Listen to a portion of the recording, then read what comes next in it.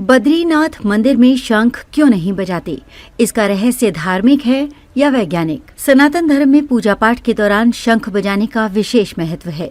यही नहीं, किसी भी शुभ काम को शुरू करने से हिंदू धर्म के अनुसार शंख जरूर बजाते हैं। साथ ही शंख बजाने के उसमें पानी डालकर पुरोहित पवित्रीकरण मंत्र का उच्चारण करते हुए सभी दिशाओं और मौजूद लोगों पर जल छिड़काव करते हैं। सनातन धर्म में शंख का इतना महत्व होने के बाद भी शंख और चक्रधारी भगवान विष्णु के मंदिर में ही शंख नहीं बजाया जाता है।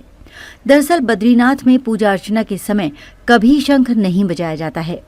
जानते हैं कि आखिर क्या वजह है जो बद्रीधाम में शंख बजाना वर्जित है। बद्रीधाम उत्तराखंड के चमोली जिले में अलकनंदा नदी के तट पर है। भगवान बद्री विशाल को पंच बद्री में पहले बद्री माना जाता था।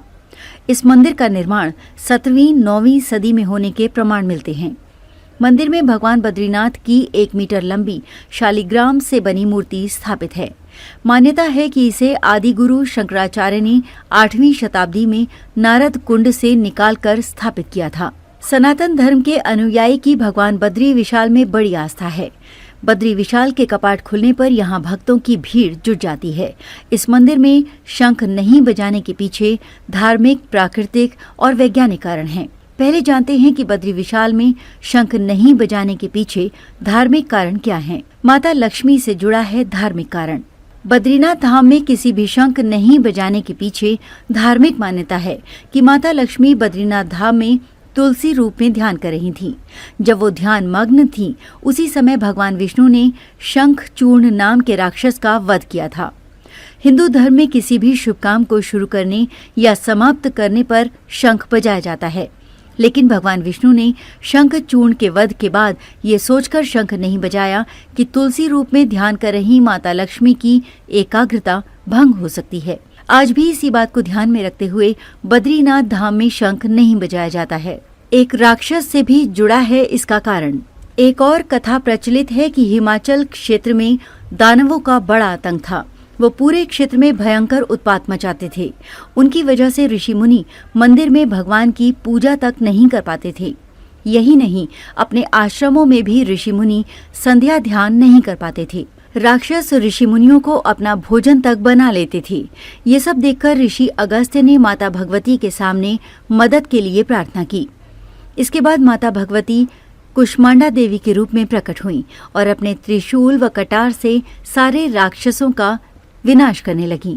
माता भगवती जब राक्षसों का वध कर रही थीं, तो 2 राक्षस अतापी और वतापी बचकर भाग निकले। राक्षस अतापी ने मंदाकिनी नदी में शरण लेकर अपनी जान बचा ली। वहीं राक्षस वतापी बद्रीनाथ मंदिर में रखे शंख के अंदर छुप गया। मान्यता है कि अगर शंख बजाया जाएगा तो वतापी राक्षस बाहर निकल जाएगा, इसलिए आज भी वहां शंख नहीं बजाया जाता। ये हैं वैज्ञानिक और प्राकृतिक कारण। बद्रीनाथ धाम में बर्फबारी के समय पूरा बद्री क्षेत्र बर्फ की सफेद चादर से ढक जाता है। वैज्ञानिकों के मुताबिक अगर बद्री क्षेत्र में शंख बजाया जाएगा तो उसकी आवाज बर्फ से टकराकर प्रतिध्वनि पैदा करेगी। इससे बर्फ की विशाल चादर में दरार पड़ने की आशंका रहती है। यही नहीं, अगर बर्फ की चादर में प्रतिध्वनि की वजह से ज्यादा गहरी दरार पड़ गई तो बर्फीला तूफान भी आ सकता है। अगर ऐसा हुआ तो पर्यावरण को भी नुकसान पहुंच सकता है। शंख की प्रतिध्वनि से लैंडस्लाइड का खतरा भी बढ़ सकता है। इन सभी बातों को ध्यान में रखकर भी बद्रीनाथ में शंख नहीं बजाया जाता है।